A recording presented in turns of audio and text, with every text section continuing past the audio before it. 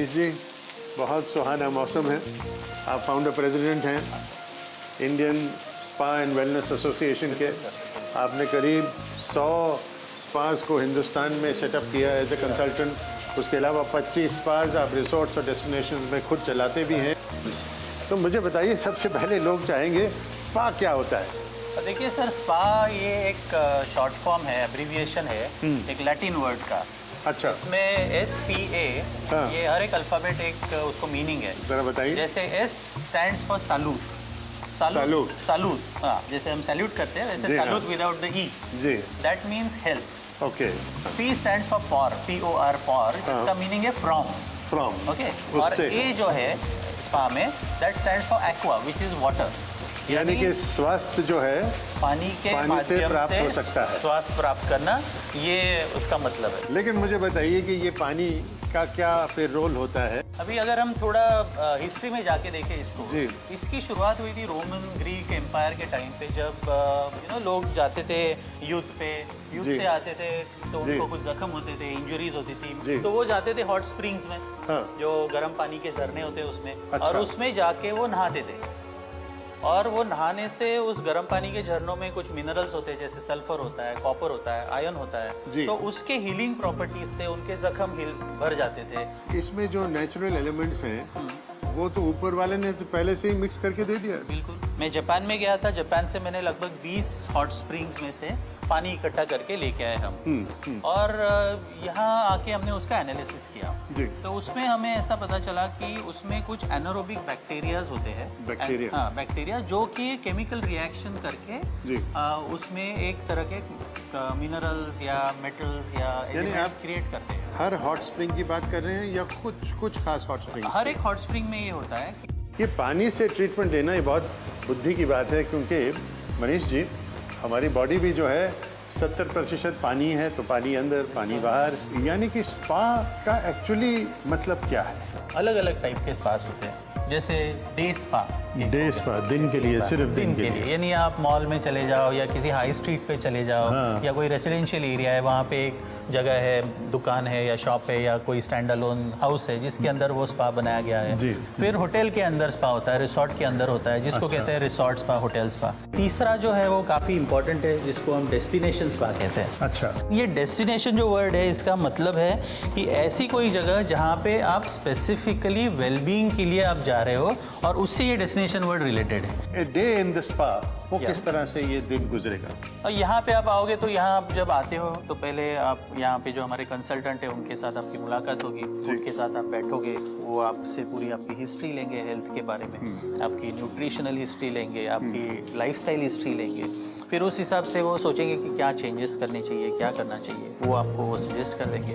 फिर एक diet plan बनेगा आपका। जैसे कि डाइट प्लान में क्या है? डाइट प्लान में आप देखिए अभी काफ़ी सारे नए कॉन्सेप्ट्स आ रहे हैं, जैसे माइक्रोबायोटिक डाइट है, हाँ। या विगन डाइट है, आप हाई प्रोटीन रॉ डाइट है, हाँ। तो अलग अलग किस्म के डाइट्स है। तो फिर उस हिसाब से हम सोचते हैं कि ये क्या डाइट इनको देना चाहिए कि जिससे इनको फ़ायदा हो। उसमें चाय हम रोज़ पीते हैं, लेकिन यहाँ पे पीते हैं रोज़ हम चाय पीते हैं, देश का हैबिट है ज़रूर। बिल्कुल। लेकिन यहाँ पे उनको ऐसा नेसेसरी नहीं है कि उनको हम ब्लैक टी दे दें, उनको हम कोई हर्बल टी भी दे दें या कोई हम ग्रीन टी बेस्ड उनको टी दे दें। हाँ। तो इतने बारीकी में जाके हम सोचते हैं कि उनको दिन में इन्फ्यूजन्स कौन से लेने हैं। अच्छा। पानी पीना है तो गर्म पीना है या रूम टेम्परेचर का पीना है, वो सब एक के बॉडी के टाइप और बॉडी के रिक्वायरमेंट का होगा। तो मनीष जी, मैं सच कहूँ आपको, जब हम ये एपिसोड करने वाले थे तो हम भी कुछ असमंजस में पड़े। बिल्कुल। हमको ऐसे लगा कि भाई ये इस विषय को हम किस तरह से कवर करें, क्योंकि हमारी भी इसकी अंडरस्टैंडिंग ज़्यादा नहीं थी। अब देखिए, अब यहाँ पे आते इतने खूबसूरत माहौल में, आपने जैसे बताया इतनी सारी इसमें साइंस है, इसमें सारा मेडिसिन है, इसमें हेवन है सर, हेवन है। मगर हमारे देश में ये एक प्रेजुडिस है कि ये जो है, ये स्पा जो है मसाज पार्लर है। बिल्कुल। तो ये मसाज पार्लर क्या है, ये स्पा क्या है, और इसमें फ़र्क क्या है? बिल्कुल। अब देखिए, अब अगर स्पा का डेफिनेशन देखोगे तो स्पा का इंटरनेशनली जो डेफिनेशन है वो ऐसा है कि वो जहाँ पे आपको प्रोफेशनली मैनेज सर्विसेज मिलती है, प्रोफेशनली ट्रेंड थेरेपिस्ट के द्वारा जी। और मसाज पार्लर वो है जहाँ पे आपको मसाज तो मिलेगा जी, लेकिन उसके साथ हैप्पी एंडिंग सर्विसेज, जिसको एक्स्ट्रा सर्विसेज कहते हैं, which is kind of inclining towards a little bit of a prostitution, वो भी आपको मिल जाता है। तो ये टाइप के थोड़े सर्विसेज आपको मसाज पार्लर में मिलते हैं और ये अनफॉर्चुनेट है। तो ये जो गलत फहमी है उसको दूर करने के लिए क्या किया जाए? आई थिंक सबसे इम्पॉर्टेंट चीज़ ऐसे है कि इंडिया में इसका रेगुलेशन होना बहुत ज़रूरी है, एक लाइसेंसिंग होना स्पा के लिए बहुत ज़रूरी है। यानी कि जैसे कि होटल का लाइसेंस मिलता है, इसके मिनिमम रिक्वायरमेंट्स होते हैं, वैसे स्पा के लिए भी ऐसे मिनिमम रिक्वायरमेंट्स होने चाहिए। जैसे कि क्या होने चाहिए? जैसे कि अभी आप देखिए कि जगह का रिक्वायरमेंट है कि मिनिमम स्पेस इतना होना चाहिए, उसमें जो रूम्स होते हैं वो रूम्स के साइजेस का रिक्वायरमेंट होना चाहिए, वहाँ पे जो इक्विपमेंट है उनके स्टैंडर्ड्स होने चाहिए, प्रोडक्ट के बारे में जो है वो प्रोडक्ट क्या क्वालिटी होनी चाहिए उसके स्टैंडर्ड्स होने चाहिए, वहाँ पे जो स्टाफ है उनका ट्रेनिंग मिनिमम कितना है। तो अभी कुछ इंटरनेशनल कोर्सेज इंडिया में चल रहे थे, जैसे सिडेस्को है, सिप्टेक है, ये इंटरनेशनल बॉडीज़ है जिनके कोर्सेज इंडिया में चल रहे थे जी। लेकिन अभी रिसेंटली ऐसी डेवलपमेंट हुई है कि ministry of labour and employment ने एक करिकुलम बनाया है स्पा के लिए। अच्छा, ओके। और ये इन्होंने बनाया है स्पा थेरेपिस्ट के लिए भी और मैनेजमेंट के लिए, यानी जो हायर लेवल मैनेजमेंट है, supervisor, spa manager, assistant manager, उनके लिए भी बनाया है। अच्छा। तो स्पा का जो कोर्स है वो 2 लेवल का है, लेवल 1 एंड लेवल 2, ऐसे 2 लेवल का करिकुलम उन्होंने बना दिया है। तो ये कोर्सेज कहाँ पे आपको मिलेंगे? ये कोर्सेज वहाँ पे आपको मिलेगी जहाँ पे जो इंस्टीट्यूट वोकेशनल ट्रेनिंग प्रोवाइडर करके रजिस्टर्ड है, वहाँ पे आपको ये करिकुलम स्टडी करने को मिलेगा। तो ये बहुत इंपॉर्टेंट बात है ट्रेनिंग की और एक स्टैंडर्डाइजेशन। तो लाइसेंसिंग जैसे मैंने कहा बहुत इंपॉर्टेंट चीज़ है। तो सिंगापुर में भी काफ़ी इंटरेस्टिंग लाइसेंसिंग प्रोसीजर है। अच्छा। वहाँ पे उन्होंने क्या कर दिया है कि स्पा का जो लाइसेंसिंग है वो उन्होंने पुलिस के साथ रख दिया और उन्होंने कोई भी मसाज की जो मसाज सेंटर्स है, जैसे रिफ्लेक्सोलॉजी हो या फुट मसाज सेंटर्स हो, सबको उन्होंने लाइसेंसिंग करवा दिया। अच्छा। लेवल 1, लेवल 2, लेवल 3 का। अच्छा। और उन्होंने थेरेपिस्ट को भी उन्होंने लाइसेंस करवा दिया पुलिस से। अच्छा। तो जैसे अभी एक एरिया है, जैसे बॉम्बे में मेरे यहाँ जुहू में सपोज स्पा है, तो जुहू के पुलिस स्टेशन में मेरे थेरेपिस्ट का रजिस्ट्रेशन होगा मेरे स्पा के नाम पे। अच्छा। ओके। और वो थेरेपिस्ट अगर कोई चली जाती है दूसरी जगह पे, तो उसको आपसे एनओसी लेके जहाँ पे वो काम कर रही है वहाँ जाके उसको फिर से रजिस्ट्रेशन वहाँ पे पुलिस के साथ करना पड़ता है। इससे प्रॉब्लम क्या सॉल्व होते हैं? आज मेरे स्पा में मैं देखूँ तो उनको चिकन नहीं मिला इसलिए कोई भाग गया।